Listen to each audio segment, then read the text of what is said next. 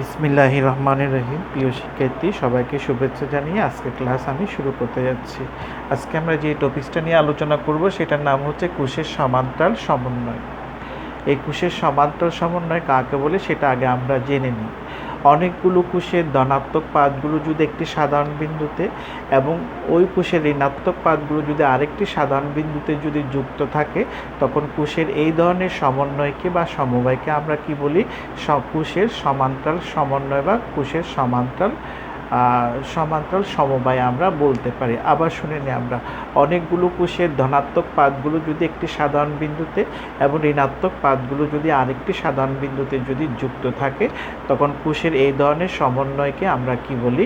কোষের সমান্তরাল সমন্বয় আমরা বলে থাকি। আমরা একটু চিত্রের মাধ্যমে একটু দেখানোর চেষ্টা করি। মনে করলাম আমরা m সংখ্যক কোষ আমরা নিলাম, যাদের প্রত্যেকের তড়িৎচালক শক্তি ধরলাম কত? আমরা ই।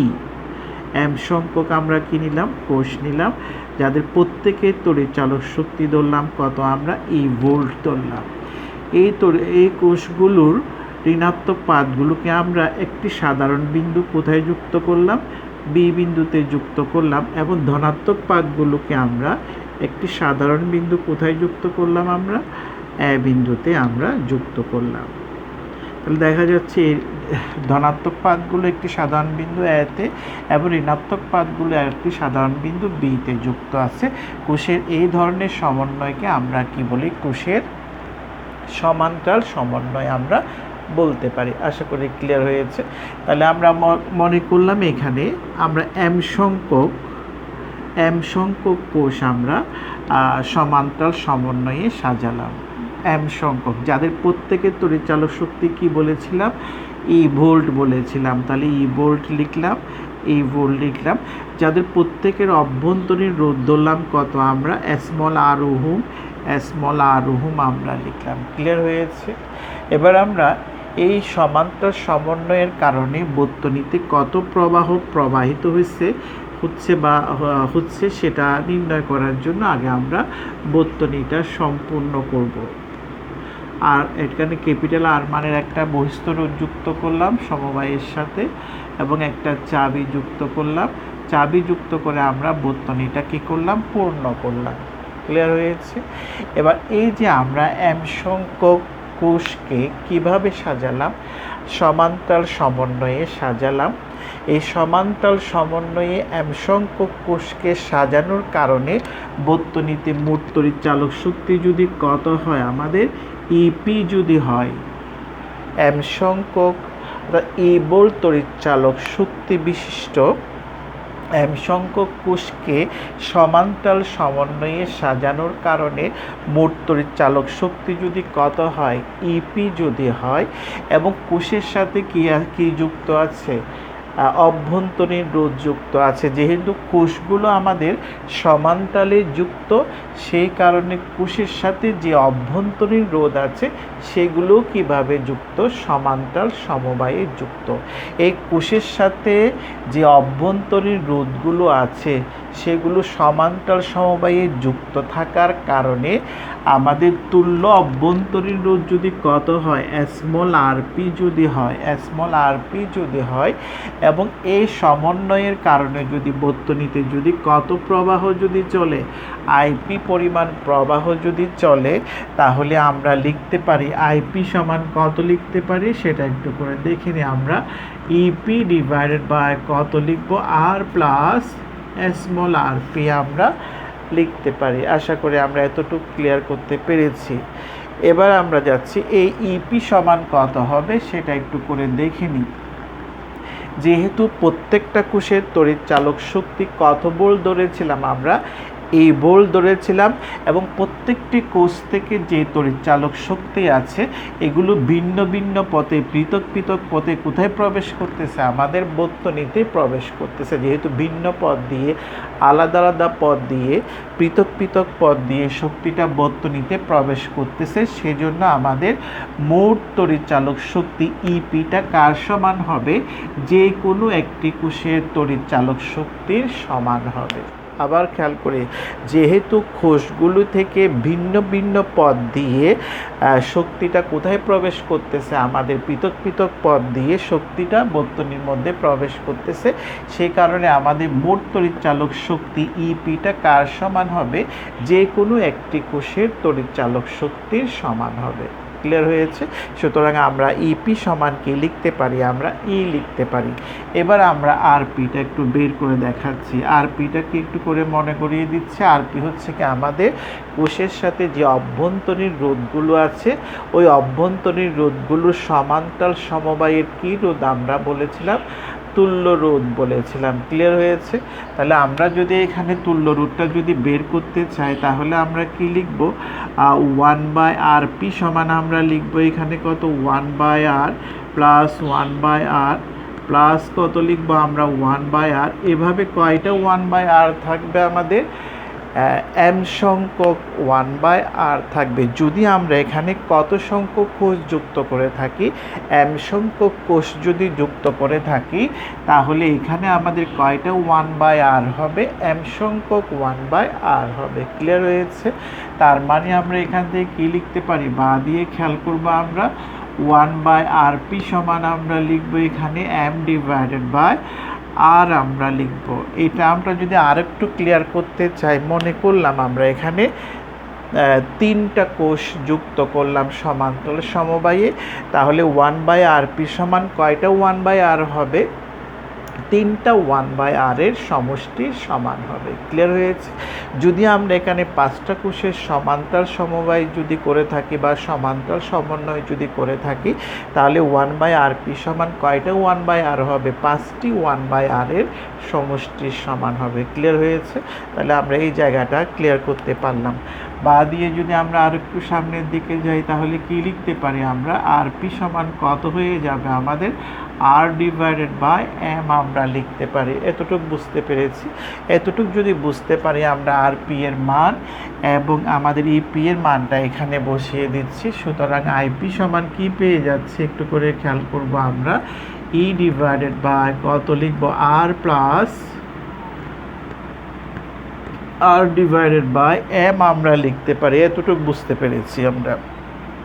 বা দিয়ে যদি আর একটু সামনের দিকে যাই, তাহলে আমাদের কি হয়ে যাচ্ছে, আইপি সমান কত হয়ে যাচ্ছে, লসাগু যদি করা হয় m ক্যাপিটাল আর হবে প্লাস কত হবে, স্মল আর হবে। বা দিয়ে যদি আমরা লিখতে চাই, তাহলে আইপি সমান কত হবে আমাদের, কত লিখবো আমরা, m capital R plus small r আমরা পেয়ে গেলাম। সুতরাং m সংখ্যক কোষকে সমান্তরাল সমবায়ে সাজানোর ফলে আমাদের বর্তনীতে যে প্রবাহটা চলতেছে বর্তনীতে, ওই প্রবাহ নির্ণয় করার জন্য যে ইকুয়েশনটা দরকার সেটা আমরা পেয়ে গেলাম। এতটুকু আমরা আশা করি বুঝে নিতে পেরেছি। এবার এরপরে যে দুইটা কথা আছে সেগুলো একটু মনোযোগ সহকারে খেয়াল করতে হবে। সে কথাটা কি আমি এই জায়গার মধ্যে বুঝিয়ে দিচ্ছি, খেয়াল করে রাখবো আমরা কি বোঝাচ্ছি। সেটা মনোযোগ না থাকলে কিন্তু আমরা এই জায়গাটা একটু জটিল মনে হতে পারে। এই যে বহিস্থ রোধ যেটা আছে, আর এই বহিস্থ রোধটা যদি কার থেকে যদি বড় হয়, অর্থাৎ আমাদের অভ্যন্তরীণ রোধ স্মল আর থেকে যদি অনেক অনেক বড় হয় বহিস্থ রোধটা, তখন আমরা এই যে ইকুয়েশন আইপি এর ইকুয়েশনের মধ্যে স্মল আরটাকে কি করতে পারবো, আমরা উপেক্ষা করতে পারবো। উপেক্ষা যদি করে ফেলি, তখন আমাদের ইকুয়েশন থেকে কি আসতেছে একটু করে খেয়াল করব, আইপি সমান কত হয়ে যাচ্ছে আমাদের, কত হয়ে যাচ্ছে আমাদের, m capital R equal to কত লিখবো, r। এই যে r হচ্ছে আমাদের বর্তনীতে যদি একটি কোষ যদি যুক্ত থাকে, তাহলে ওই একটি কোষের কারণে বর্তনীতে যে প্রবাহটা চলবে তার মান নির্দেশ করে কে, r। আবার খেয়াল করি, যদি বর্তনীতে যদি একটি কোষ যুক্ত থাকে, তাহলে ওই একটি কোষের কারণে বহিস্থ রোধ দিয়ে যে প্রবাহটা প্রবাহিত হবে তার মান নির্দেশ করে কে, আমাদের r, অর্থাৎ একটি কোষের কারণে। আশা করি বুঝে নিতে পেরেছি। এবার পরবর্তী যে অংশটা আসতেছে, যদি ক্যাপিটাল আরটা যদি কার থেকে ছোট হয়, স্মল আর থেকে যদি ছোট হয়, তাহলে তখন আমরা এই টার্মটাকে উপেক্ষা করতে পারবো। এমআরটাকে উপেক্ষা করতে পারবো।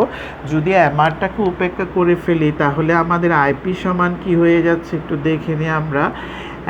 এম ই থাকবে, নিচে কি থাকবে আমাদের স্মল আর থাকবে, ইকুয়াল টু এম ইন্টু কত লিখবো আমরা ই ডিভাইডেড বাই স্মল আর। তার মানে এটা হচ্ছে কি আমাদের যদি বর্তনীতে কয়টি কোষ থাকে, একটি কোষ থাকে, তার কারণে বর্তনীতে যে প্রবাহটা চলবে তার মানের কত গুণের সমান হবে, এম গুণের সমান হবে।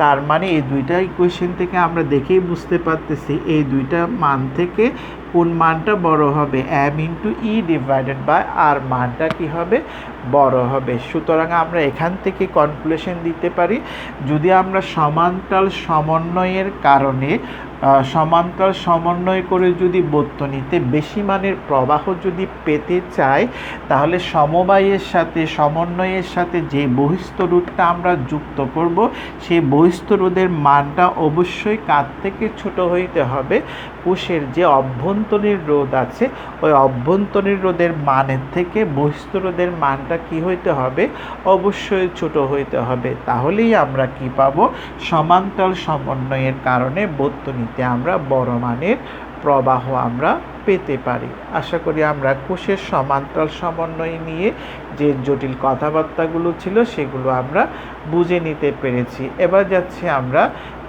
কিরশফের দুইটা সূত্র আছে, ওই সূত্রগুলো আমরা বিবৃতি এবং ব্যাখ্যা করতে যাচ্ছি।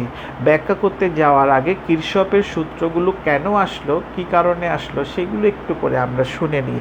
এই যে আমাদের ওহমের সূত্র আছে, যদি বর্তনীটা যদি কি বর্তনী হয়, সরল বর্তনী হয়, তাহলে ওহমের সূত্রের সাহায্যে বর্তনীতে কত প্রবাহ চলতেছে সেটাও আমরা নির্ণয় করতে পারবো এবং বর্তনীর বিভিন্ন অংশের বিভব পার্থক্য বা বিভবও আমরা কি করতে পারবো, ওহমের সূত্রের সাহায্যে নির্ণয় করতে পারবো। কখন, যদি বর্তনীটা কি বর্তনী হয়, সরল বর্তনী হয়। কিন্তু বর্তনীটা যদি জটিল বর্তনী হয় তাহলে আমরা ওহমের সূত্রের সাহায্যে প্রবাহ এবং বিভবগুলো আমরা নির্ণয় করতে পারি না। তখন আমাদের কিসের দরকার হয়, কিরশফের সূত্রগুলোর দরকার হয়। আমাদের বিজ্ঞানী কিরশফ কয়টা সূত্র দিয়েছেন, দুটি সূত্র দিয়েছেন। এই সূত্রগুলো বিবৃতি এবং ব্যাখ্যা করতে যাচ্ছি, একটু করে মনোযোগী হইতে হবে, না হলে আমরা কিন্তু এই জিনিসগুলো সহজে বুঝে নিতে পারবো না। এগুলো আমাদের খুবই দরকারি সূত্র, বুঝতে হবে। তাহলে আমরা কিরশফের প্রথম সূত্রটা একটু করে শুনে নিই। তড়িৎ বর্তনীর কোনো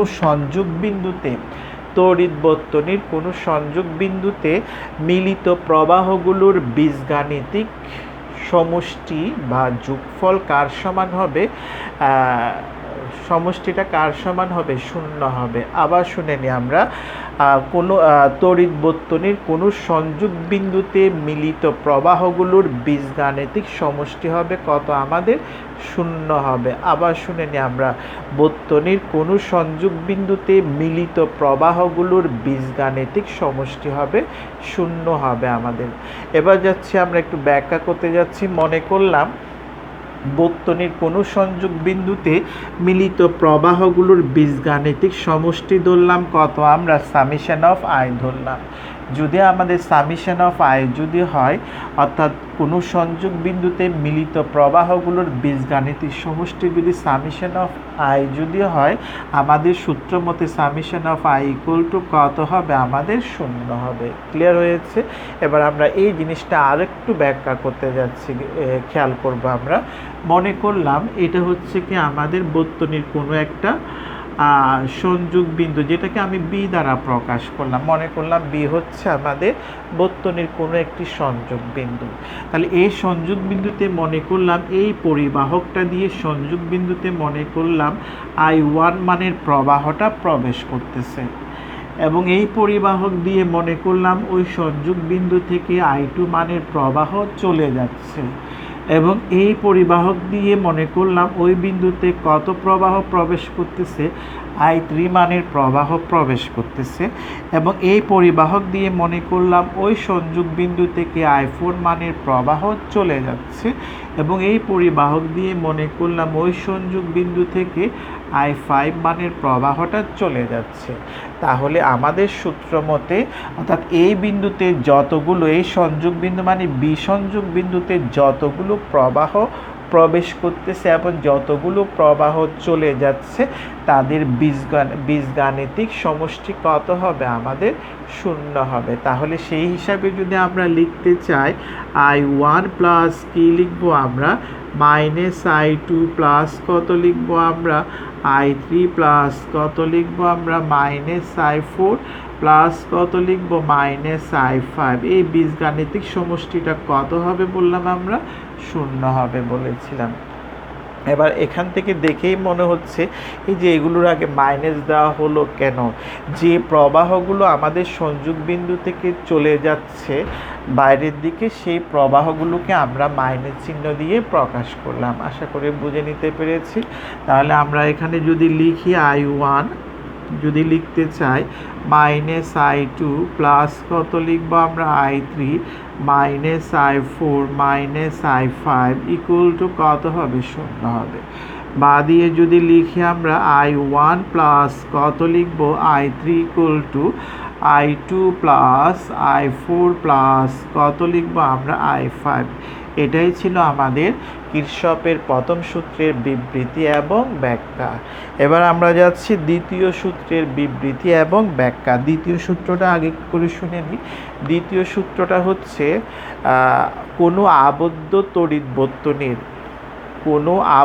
তড়িৎ বর্তনীর বিভিন্ন অংশগুলোর রোধ এবং তাদের আনুষঙ্গিক প্রবাহগুলোর গুণফলের বীজগাণিতিক সমষ্টি হবে কার সমান?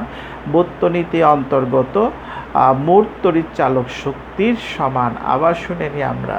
কোনো আবদ্ধ বর্তনীর বিভিন্ন অংশগুলোর রোধ এবং তাদের আনুষঙ্গিক প্রবাহগুলোর গুণফলের বীজগাণিতিক সমষ্টি হবে কার সমান? বর্তনীতে অন্তর্গত মোট তড়িৎচালক শক্তির সমষ্টির সমান। ক্লিয়ার হয়েছে? তাহলে আমরা আবার একটু করে শুনে ব্যাখ্যা করতে যাচ্ছি।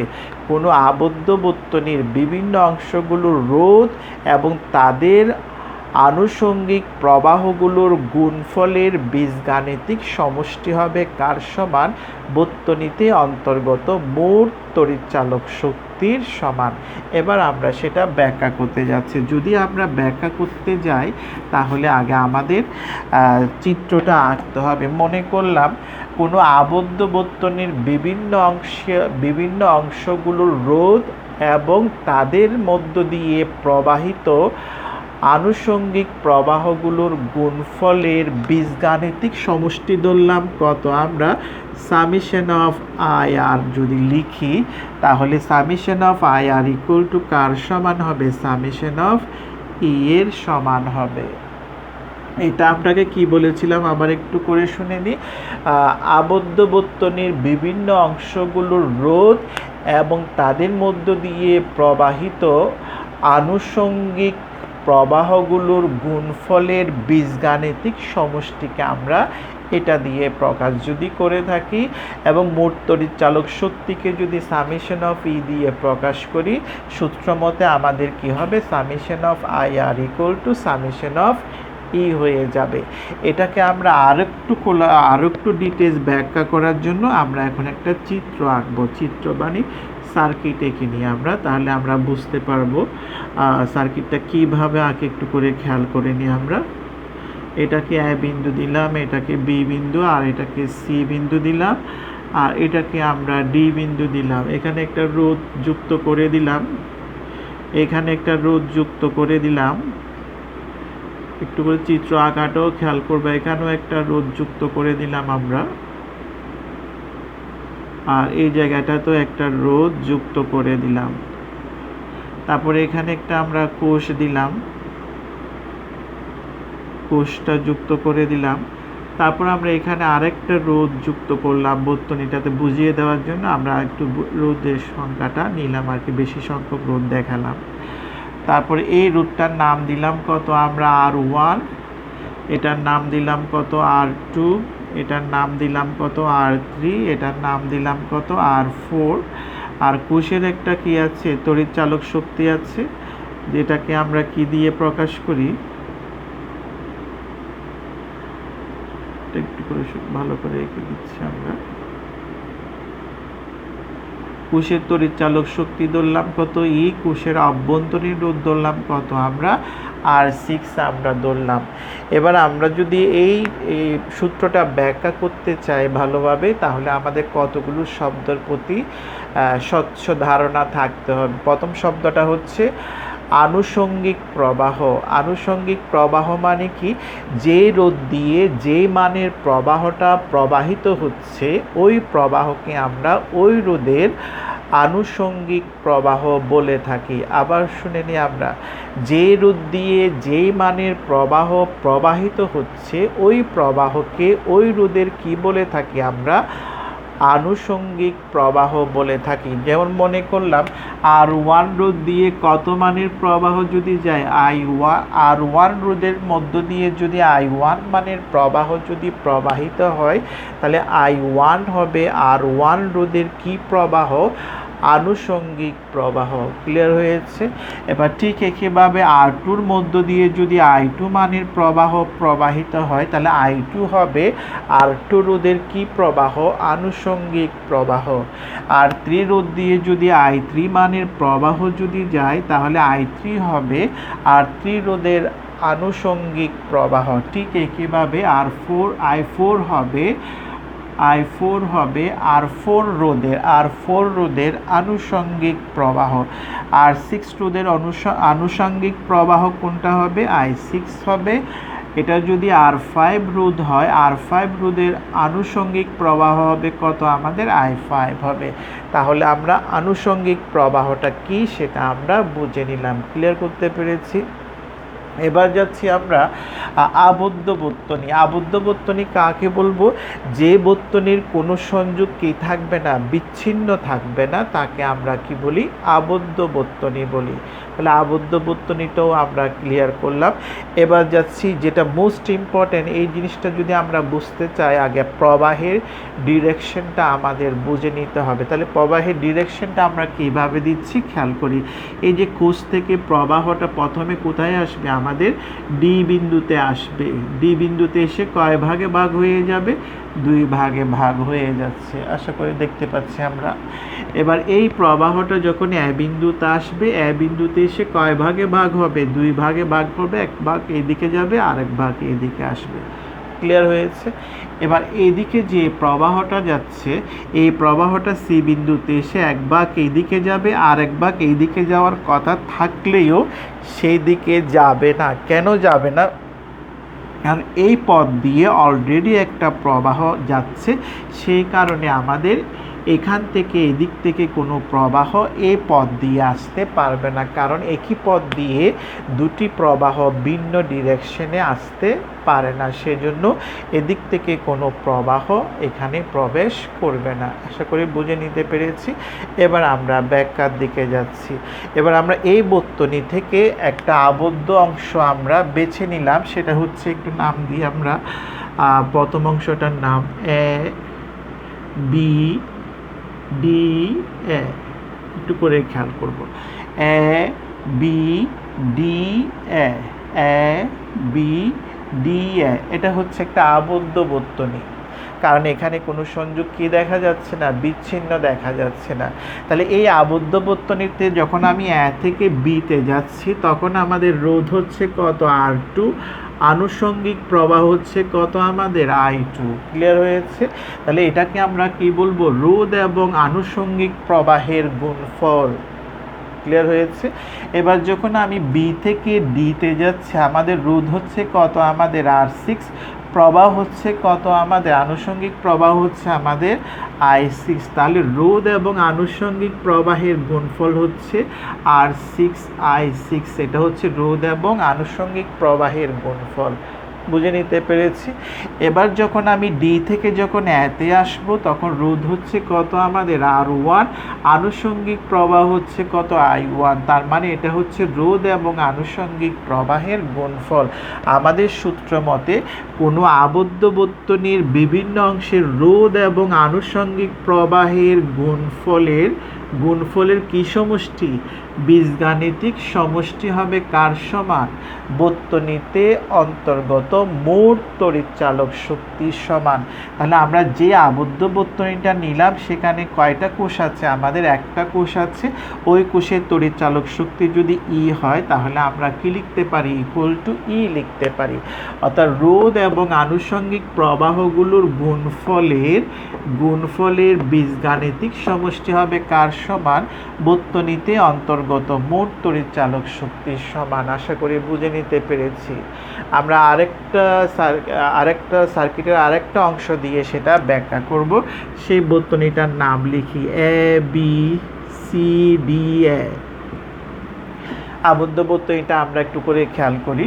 এই যে A B C D A B C D A, এই বর্তনীটাতে কোনো সংযোগ কি অবস্থায় নাই? বিচ্ছিন্ন অবস্থায় নাই। তাহলে এটা একটা কি বর্তনী? আবদ্ধ বর্তনী। তাহলে এবার আমরা সূত্রটা অ্যাপ্লাই করি। এ থেকে যখন বিতে যাব রোধ হচ্ছে কত আমাদের R2, আনুষঙ্গিক প্রবাহ হচ্ছে কত? I2। তাহলে R2 I2 হচ্ছে রোধ এবং আনুষঙ্গিক প্রবাহের গুণফল।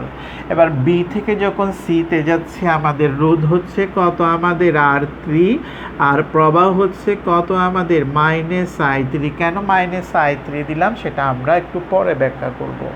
এটা হচ্ছে রোধ এবং আনুষঙ্গিক প্রবাহের গুণফল।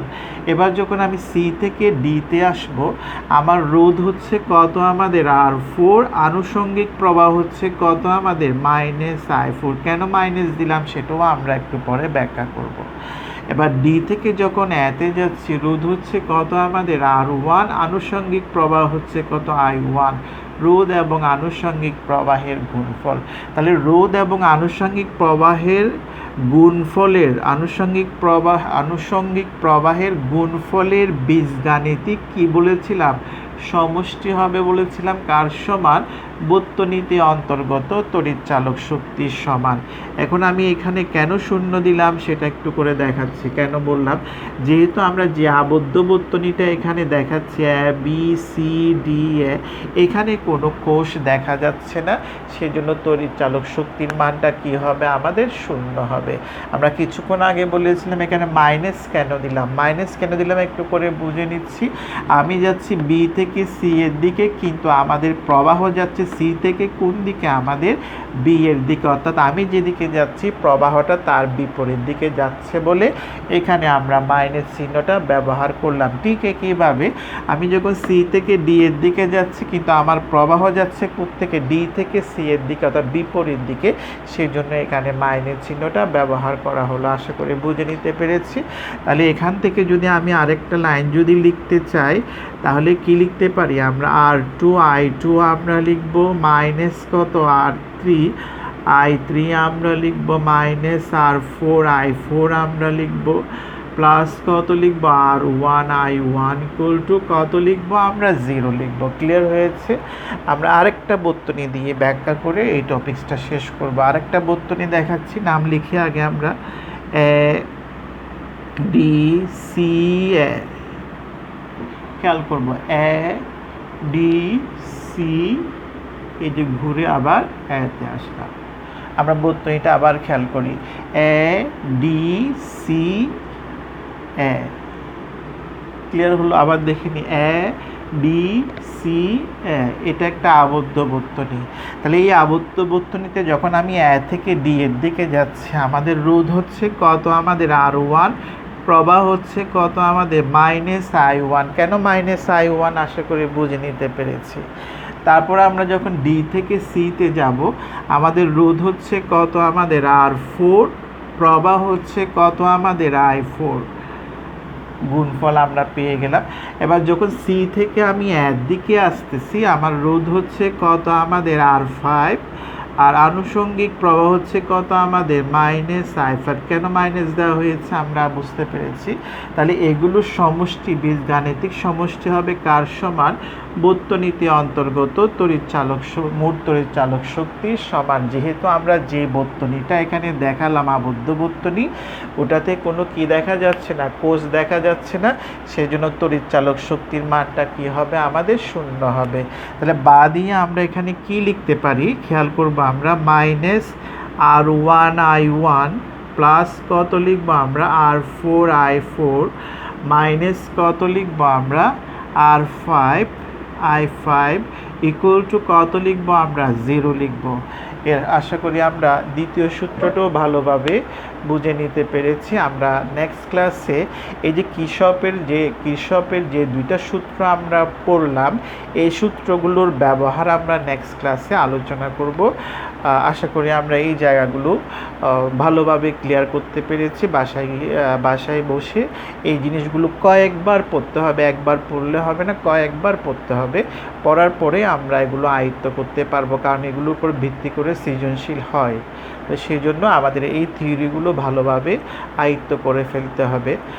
আশা করি আমরা বুঝে নিতে পেরেছি। সবাই ভালো থেকো, সুস্থ থেকো। ধন্যবাদ সবাইকে। আজকের ক্লাস আমি এখানে শেষ করলাম।